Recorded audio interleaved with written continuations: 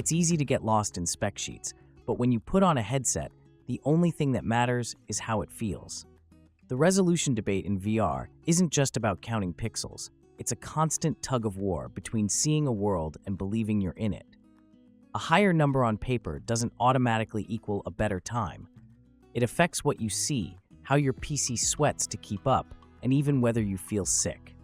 So, where should you draw the line? Let me explain what really separates a crisp, immersive world from a pixelated, distracting one.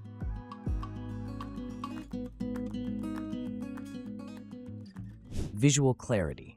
This is the most obvious and immediate difference. When we talk about visual clarity, we're really talking about how real the virtual world looks. In a high-resolution headset, the image is sharp and solid. Fine details pop. You can read the text on a distant sign or make out the texture on a character's clothing without squinting. This sharpness comes from packing more pixels into the display, which shrinks them to a point where they become nearly invisible. The result is a clean, coherent image that lets your brain forget you're looking at a screen. You're just there. It also massively reduces the screen door effect, that faint grid-like pattern you see when the gaps between pixels are visible. It's like looking at the world through a fine mesh screen, a constant reminder that what you're seeing isn't real. High-res largely gets rid of that. On the other hand, a low-resolution headset makes its limitations known immediately. The world looks softer, more pixelated, and less defined. Distant objects can dissolve into a blurry mess, and fine text becomes a strain to read. It feels less like looking through a window into another world and more like looking at a low-quality video feed strapped to your face. For some games, especially fast-paced, stylized ones, this might not be a deal-breaker. But for anything trying to simulate reality, like a flight simulator where you need to read tiny cockpit instruments, low resolution is a significant handicap. It constantly breaks the immersion because your eyes are fighting to resolve details that just aren't there.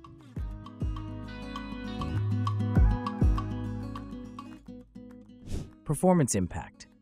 Here's the fundamental trade-off. Pushing all those extra pixels for a high-resolution image demands a massive amount of power from your graphics card. Think of it this way. Rendering a VR scene is already demanding because you have to render two separate images, one for each eye. Doubling the resolution doesn't just double the workload, it can quadruple it. Your PC has to work much harder to maintain a smooth, consistent frame rate. If your hardware isn't up to the task, you'll get stuttering, lag, and dropped frames, which are far more jarring and immersion-breaking than a slightly pixelated image.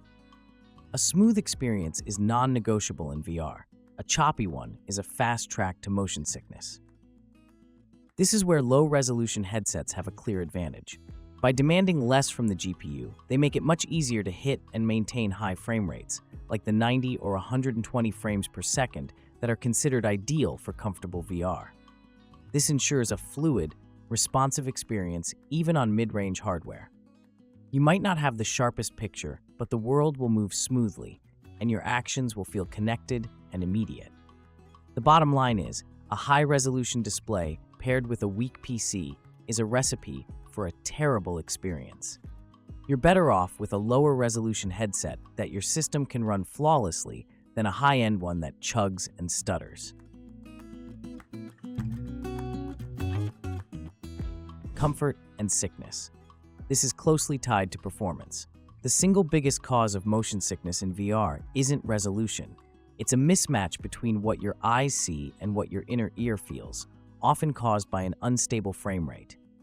When you turn your head and the virtual world lags behind, your brain freaks out.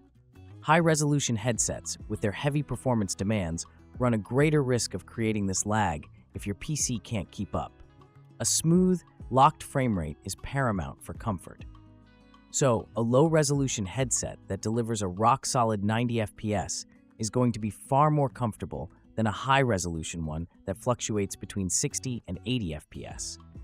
However, resolution itself can play a secondary role. Some users find that a very blurry or pixelated image can cause eye strain over long sessions, which can lead to headaches and general discomfort. It's a less direct path to sickness than frame drops, but it's still a factor. Ultimately, Comfort in VR is a hierarchy of needs. Stable tracking comes first, a high and consistent frame rate is second, and everything else, including resolution, follows.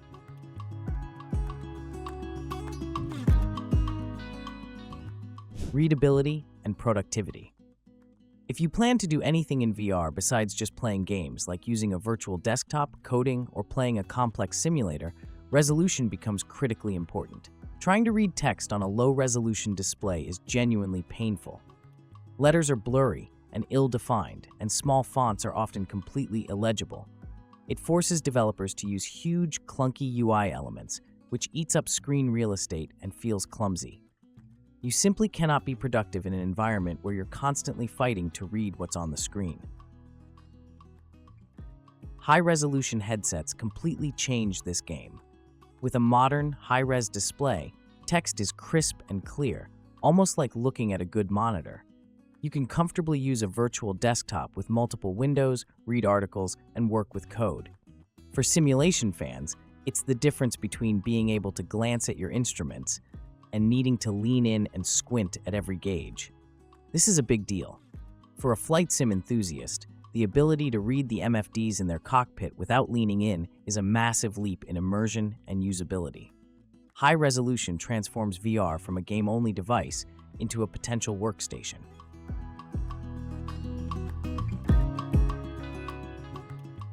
Immersion and presence.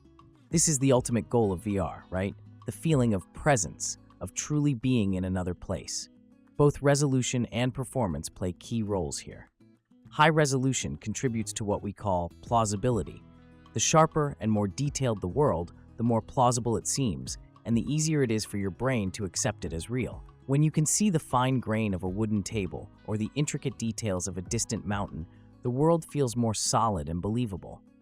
But, as we've discussed, if that high-resolution world is stuttering and lagging, the illusion is instantly shattered. A smooth, responsive, low-resolution world can often feel more immersive than a beautiful but choppy high-resolution one. The perfect experience comes from the synergy of all these factors. A high-resolution display, powered by hardware that can maintain a flawless frame rate with accurate tracking. Low resolution can take you 80% of the way there, but that final 20%, the part that truly sells the illusion and makes you forget you're wearing a headset, often comes from the clarity that high resolution provides. It's the difference between feeling like you're looking at a virtual world and feeling like you're standing in one.